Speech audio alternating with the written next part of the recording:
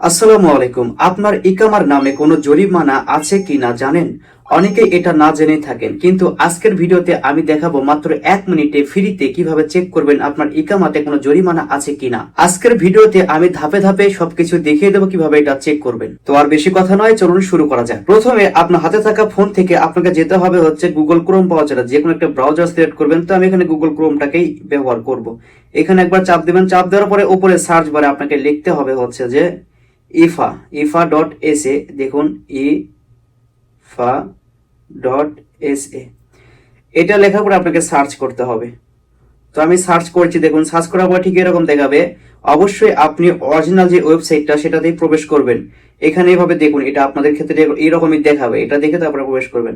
এখান থেকে দেখুন উপরে লেখা আছে 3 লাইন, এই যে 3 লাইন আছে উপরে, এইখানে একবার টাচ করে দিবেন। টাচ করে দেওয়ার পরে দেখুন এখানে নিচে লেখা আছে হচ্ছে ট্রান্সলেট, এই যে এইখানে একবার চাপ দেবেন যাতে এটা ইংলিশ হয়। ঠিক আছে, তো একটু সময় নিন। দেখুন এটা ইংলিশ হয়ে গিয়েছে। এখন দেখুন এইখানে এটা যে রকম রয়েছে এটা এইরকমই থাকবে। এখান থেকে আপনি কি করবেন, শুধুমাত্র এই যে দেখুন এই যে ঘরের ভেতরে, অর্থাৎ এই যে এই ঘরের ভেতরে আপনাকে আপনার ইকামা নাম্বারটা দিতে হবে। তো আমি এখানে আমার ইকামা নাম্বারটা দিচ্ছি। দেখুন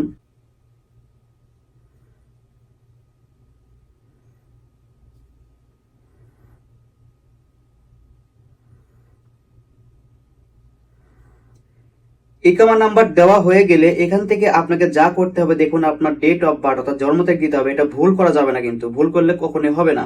এখান থেকে দেখুন লেখা আছে ই লেখা আছে, এই যে এইখানে একবার চাপ দিবেন।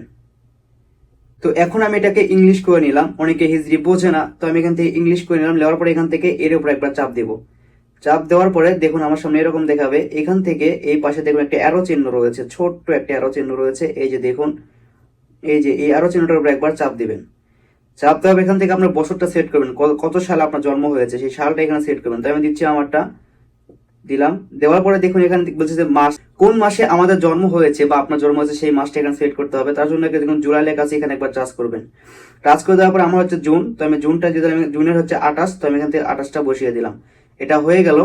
এখান থেকে দেখুন এখন লেখা আছে হচ্ছে যে এই যে দেখুন লেখা আছে হচ্ছে ইনকোয়ারি, এইখানে একবার আপনাকে টাচ করে দিতে হবে।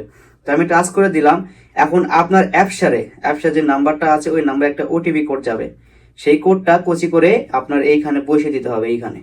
ঠিক আছে, তো আমি আমার কোডটা বসিয়ে দিচ্ছি, দেখুন কিভাবে করতে হয়। তো কোডটা দেওয়ার পরে দেখুন লেখা আছে হচ্ছে টু বি শিওর, এইখানে একবার টাচ করে দিবেন। টাচ করে দেওয়ার পরে একটু সময় নেবে, যদি নেট ভালো হয় তাহলে তাড়াতাড়ি আসবে।